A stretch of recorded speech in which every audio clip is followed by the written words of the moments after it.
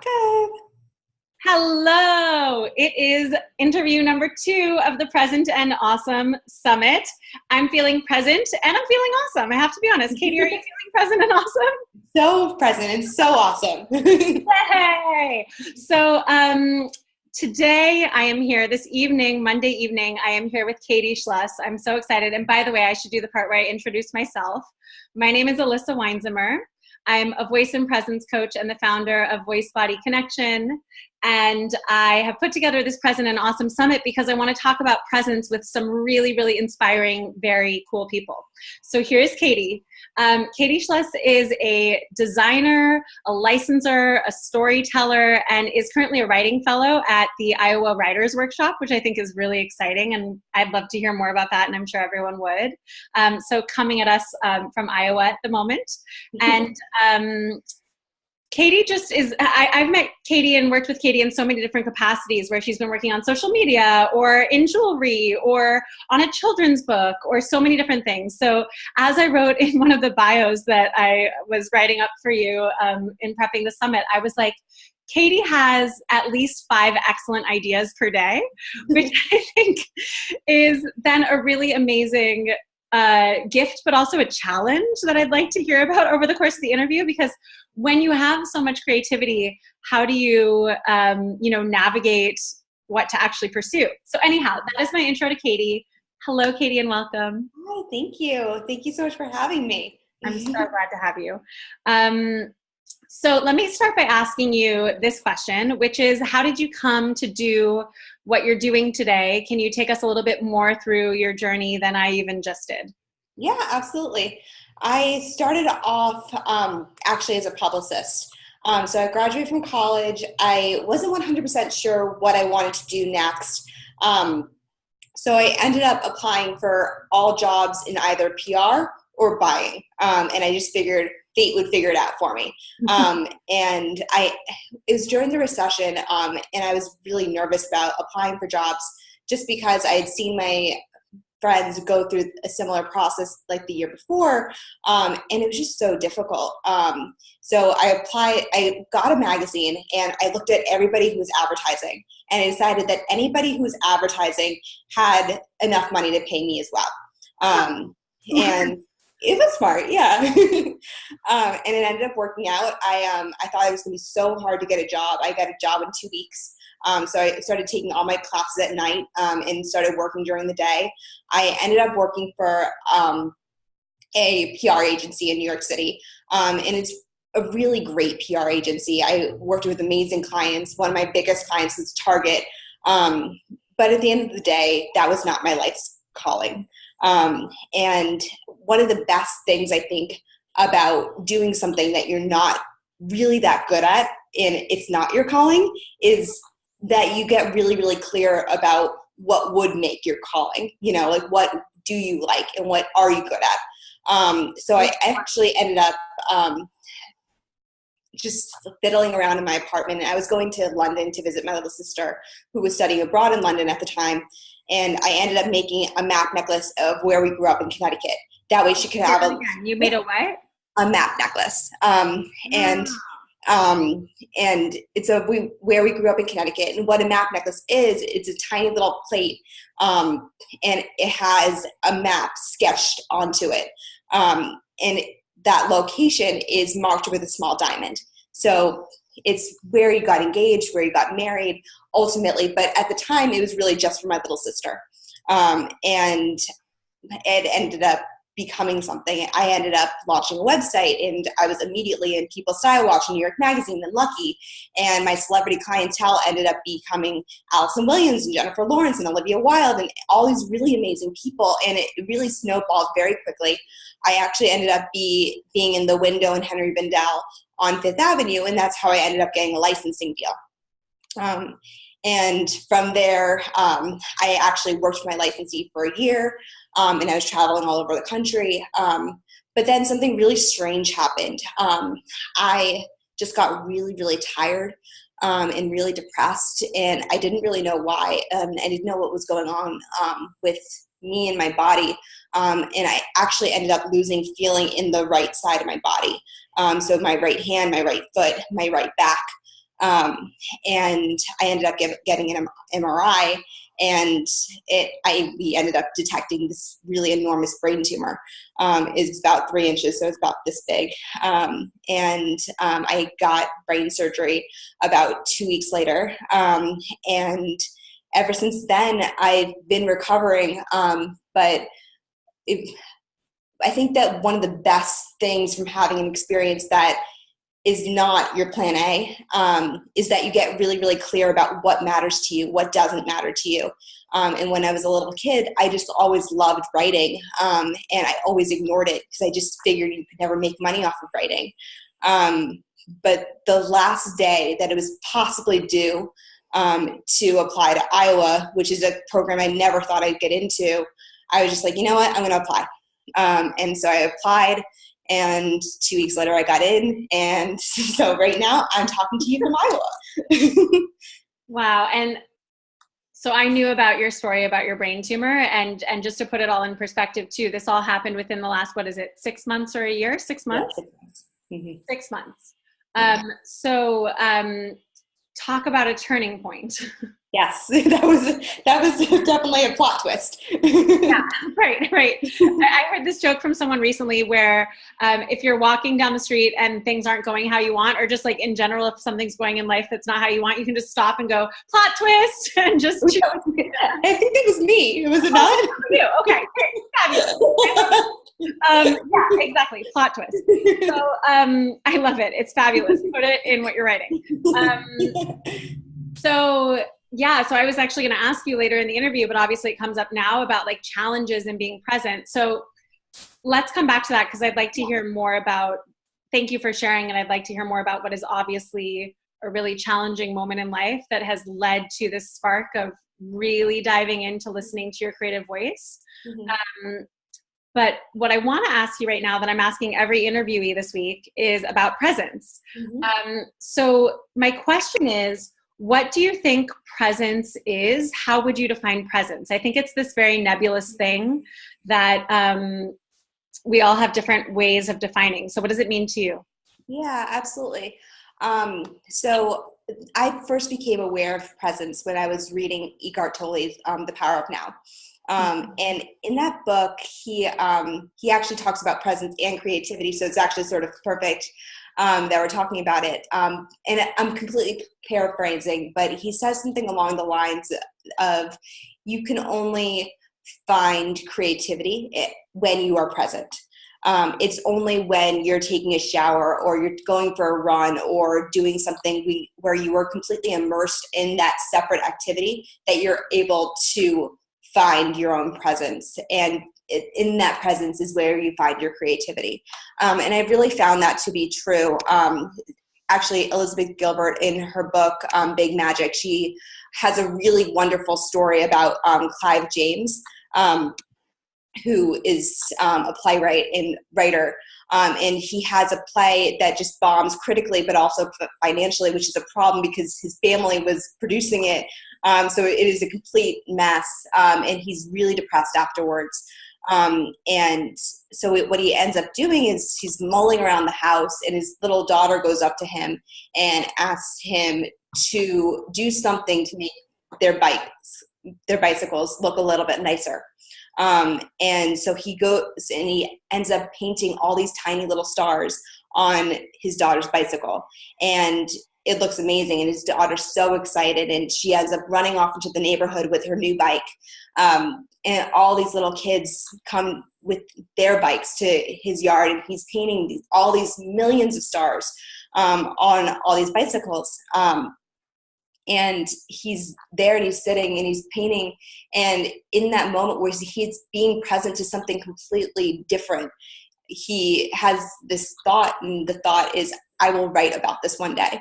And like that, the curse was really broken. And so I really think that when you are present, that is when your creative shines and comes back to you. Oh, I love that. I love that so much. And I've read that book, and I love that book. It's kind of my creative Bible. Me too. But I didn't remember that part. So thank you so much for reminding us. And I'll just say again, if anyone didn't catch it, that's Big Magic by Elizabeth Gilbert. It's so good. So Fabulous. Okay, so let me ask you this question. In your experience, I guess I want to know both sides of this question, which is, what practices do you do that help you stay present? And also, when have you fallen short? When has it not gone the way you wanted to? When have you found that you're not as present? Well, you fall short all the time. I think that after licensing was a really good example of falling short. So after I licensed, I was trying to come up with new product ideas, new business ideas, and I was creating from a place of anxiety and not presence. And from that place, every idea that I had just failed. Everything was terrible. Nobody wanted to cover it. No, like, magazines wanted to cover it.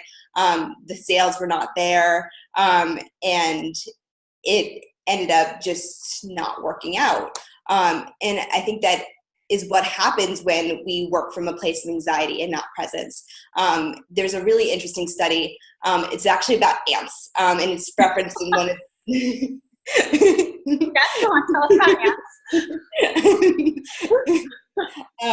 But anyway, so in the average ant farm, it's actually really interesting. There's like the section that has life, and in the complete opposite side of the ant farm, there's a section for garbage and an ant cemetery, and it's as far away from all the life as humanly possible. And I think that that's how I kind of conceptualize when you have a terrible idea. It's like no one wants to be around you. They want to be as far away from you as possible. It's almost like death, and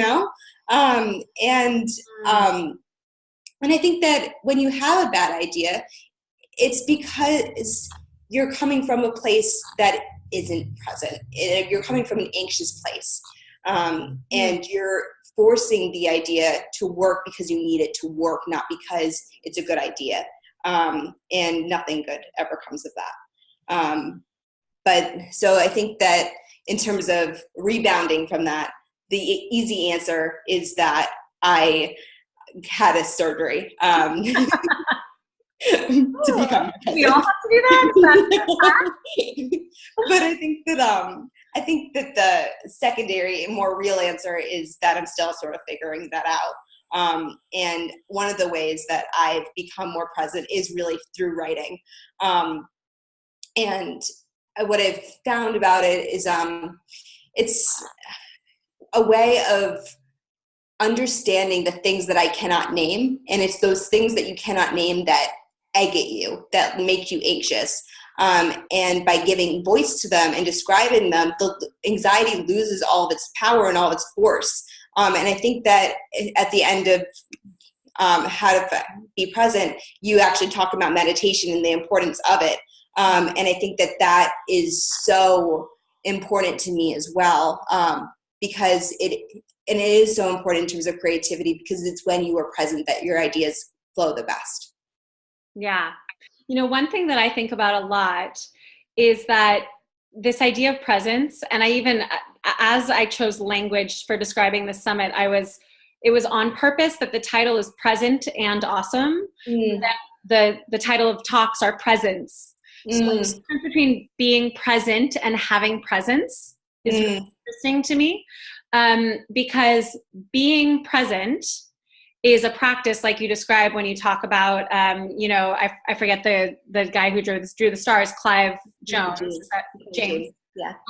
Or when you talked about what Eckhart Tolle is talking about in The Power of Now, right? Like, a lot of people are talking about the practice of being present. I'm certified as a yoga teacher. And even in the course that I teach now, the How to Have Presence course that you mentioned, I'm constantly talking about how to be present. But then there's also this idea of having presence. Yes. And I would maybe say that presence it's that quality that people are attracted to, that people want to pay attention to. There was so as you know, I teach about the 3 circles of energy, right?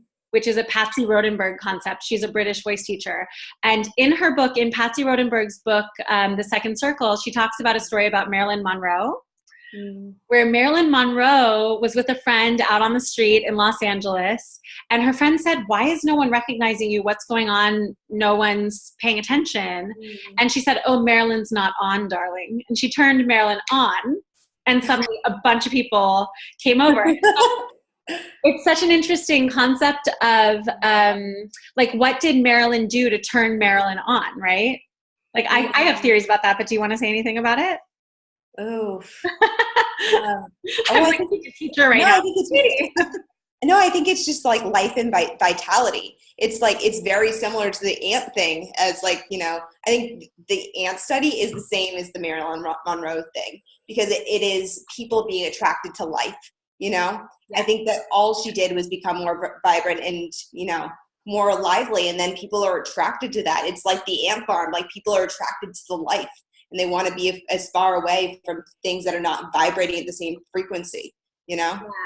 And I think that's a really important, that's part of the reason I get obsessed with this concept of presence and put together whole weeks of conversations to talk about it, is because I think that's a really important leap for our brains to make, to go, oh, when I practice being present, I have more presence. And everything that you're saying, things flow better, things go better, my ideas are more genuine.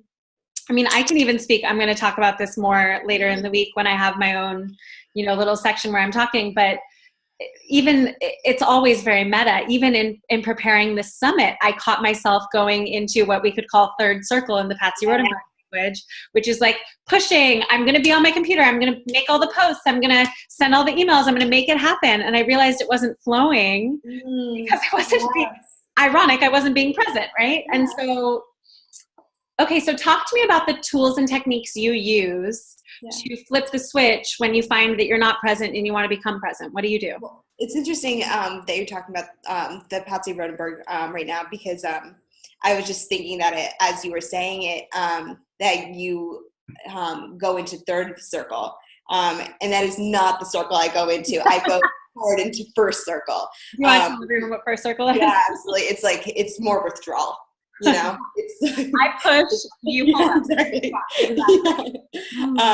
And I'll step away from something. I'll be afraid of it. Elissa's more like lean in, she's more Sheryl Sandberg. I'm more like,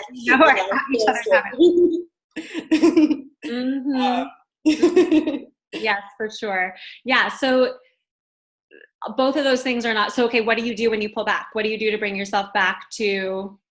Well, I think that being aware of it is the first step. I think that as soon as you see that you're doing something, you can then fix it. When you don't see that it's a problem, or that you're doing it, it's impossible to fix, and as soon as you're aware of it, then you can come back into second circle and you can adjust. I love it. I love it. Okay, so going back to the topic of creativity then, and like bridging this presence and creativity question that we're talking about. So if someone wants to be more creative, if they are, feeling like, kind of as you described in your history, that, oh, it's a part of me, it feels important, but I can't take it seriously, or I'm too busy with other things, or my ideas, maybe like my ideas are getting generated in a state of fear or lack or pushing. So I don't feel like they're good, even though I feel like I have the potential to have good ideas. What would you recommend as practices for people to become more present with their innate creativity? Well, I think that, this is not something that most people can do. But I'm currently in Iowa, and that's amazing. To be here for a summer and to be able to do this. I think that a mini version of this is achievable. I think that you can take a weekend by yourself to go somewhere, anywhere. It can be like Rhode Island. It can be anything. Just rent a house, be by yourself, get present. Just have zero distractions. And when you're present, I think that ideas do come find you. Also in Elizabeth Gilbert's book, she talks about that people are not geniuses in, and I forget exactly which religion it was, but people used to talk about geniuses as having a genius, not being a genius, and that differentiation. And it was this almost mythology of having a genius and calling upon it. And I think that when you give yourself that time and space, that's when your genius can find you, you know, on a more of a spiritual level. Yeah. That begs a question for me that I think a lot of people might have. And by the way, anyone live right now, if you want to ask a question of Katie, if you want to chime in, you can type into the Q&A box. We'd love to hear. But the other thing that I think a lot of people would ask that it puts me in the mind of is that constant question around creative people, writers especially, of, you know, I'm going to completely forget who the quote's attributed to. Maybe it's Ernest Hemingway or something. Like, I do wait for inspiration to strike. Every morning at 9 a.m., I wait for inspiration to strike, right? That idea of like, I've structured my time, I sit down, I've carved out the space to make the thing happen, versus someone moving through life and, you know, just saying, oh, I'll do it when it strikes me. So I guess the question is, what is your take on discipline versus flow? Oh yeah. I mean, I think it's hard. Like in a city like New York, I can't write there. Like I've had a lot of trouble doing it. That's why I was like, let's get away from all of my friends and everybody I know, so I can be present and write for a summer. And I think that when you are distracted, it's really, really hard. And I think just because I'm recovering, I can't do this, but what works for a lot of writers is they wake up early. And they have that like moment of silence before the world wakes up. And like in high school, that's when I used to wake up. In high school, I used to wake up at like 4 or 5 in the morning every morning, because it was those hours before the world woke up that you could actually think and be able to really get so much done. And it's almost like having a secret set like hour of time that no one knows about, just because nobody else is there, you know. I feel that way if I'm doing work on a Friday or a Saturday night. It's one of my favorite secrets too. Everyone's out doing things and I'm writing or getting something done. It feels nice. There's no new emails coming into my inbox as I respond to them, right? But, silence. True confessions of a their social life. But yeah, no, that's very inspiring to me. And I'll also just share transparently, because I haven't been super public about sharing this, but you do know. So I'm currently based in Tulsa, Oklahoma right now. I'm not in New York City either at the moment. You know, that's where we met working on a political campaign. Here in Tulsa, I did the same thing. I made the same choice. I felt that in order to write a book, which I'm working on right now, I needed to get out of the city and carve some space. But a big question that I have had, because not everyone has the privilege to get away for a chunk of time. I'm going to say this and then I'm even going to backtrack to what I just said. Not everyone has the privilege to do that or to go up to Rhode Island or et cetera, right?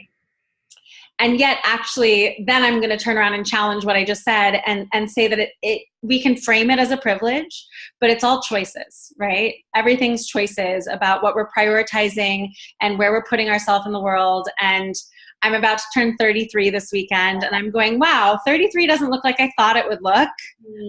But is it amazing? And do I feel very in integrity about the choices that I'm making? Absolutely, right?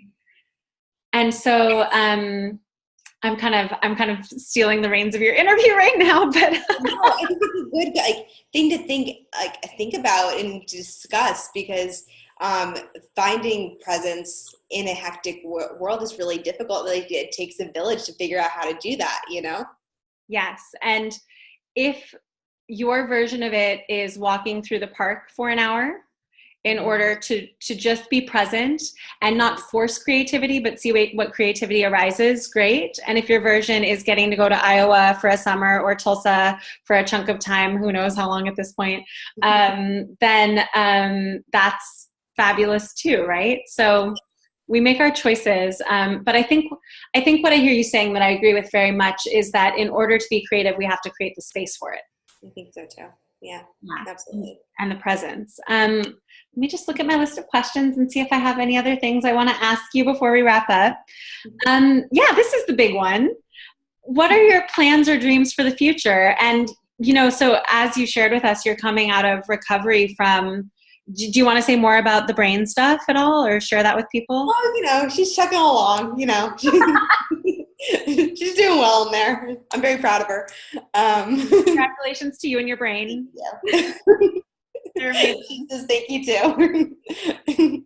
Yeah, and it's I think it is also a really common thread in people's lives that they have to have had, or many people who are doing big things in the world, who are dreaming big as entrepreneurs, who are creating things outside of the box, have had life-changing events occur. But we don't have to wait for that. I mean, we can also have the moment where we say, my life changes today. Yes, 100%. I'm doing something right now. So do you want to tell us about projects that you're working on, or ideas and creative things for the future? Absolutely. So I'm taking a couple different classes in Iowa. I'm taking 2 fiction workshops and a poetry workshop. Actually,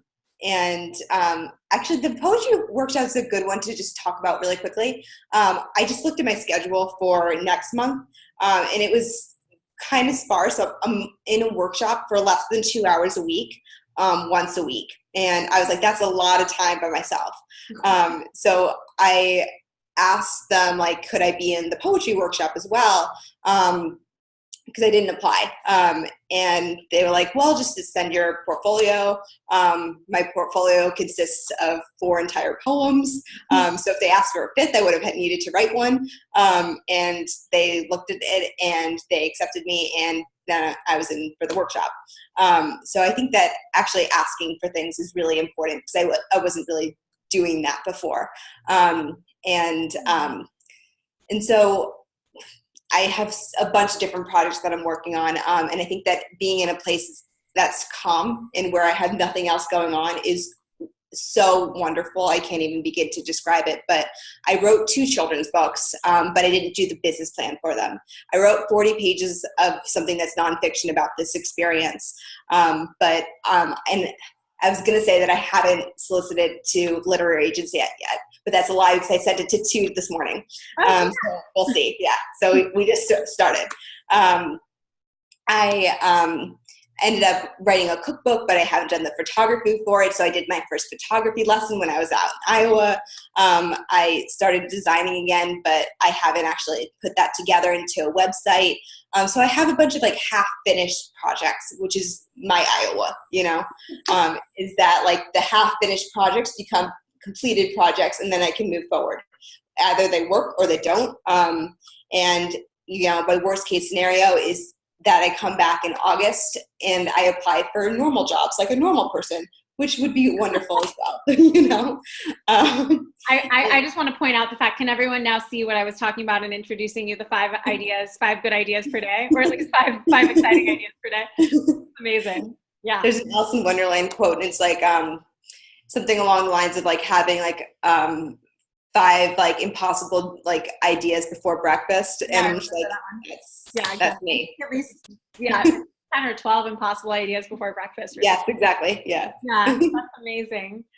Katie, it's such an honor to talk to you. And I can say, we've had a relationship in so many different ways, both like working collaboratively together on Mike Bosch's campaign, which we're talking to Mike on Wednesday in this summit. And then also working together, as client and I guess, what would I call myself, coach or teacher? Yeah, and also like working together collaboratively in so many different ways. So I want to reflect that, presence is a journey for me. And I think it's a journey for all of us. And I see you showing up so beautifully and openly, and especially the way that you're sharing your stories and writing children's books and just all this stuff. It's really incredible. So thank you. Thank you. Yeah. Thank you for, I hope, inspiring me and many of us today about just being present with our creativity and letting it flow and letting ideas half form and fully form and all the things. And not pushing the ones that aren't coming together, Yeah. There's another one along the way. Yes, exactly. Another thing that Elizabeth Gilbert that I love from that book, we're just quoting big magic today. We just invite Elizabeth Gilbert. Yeah, exactly. Next time we'll have Elizabeth on. Talks about this idea that an idea comes and you catch it by the tail, right? Do you know the part? And you follow it. Root stone. Yeah. Oh, yeah, exactly. She's quoting someone else. And I love that idea. Just good work catching the things by the tail as they come, but also not forcing stuff. Yeah, absolutely. Mm-hmm. All right, well, that's perfect timing. We will wrap up. So that's today's Presence and Creativity conversation in the Present and Awesome Summit. I will say to those of you tuning in that the next conversation is tomorrow at 1:30 p.m. Eastern Time, and I'm talking with Kelly Wagner about presence and your identity, which is going to be super interesting. I'm really excited about that. And for those of you watching live, I will be sending this recording out, and for those of you watching the recording, thank you for joining us in the future. Isn't it funny, the time-space continuum? We're in all places at the same time. Amazing. Thank you for being here, Katie. Oh, thank you for having me. I'll talk to you soon. Talk to you soon. Bye. Bye.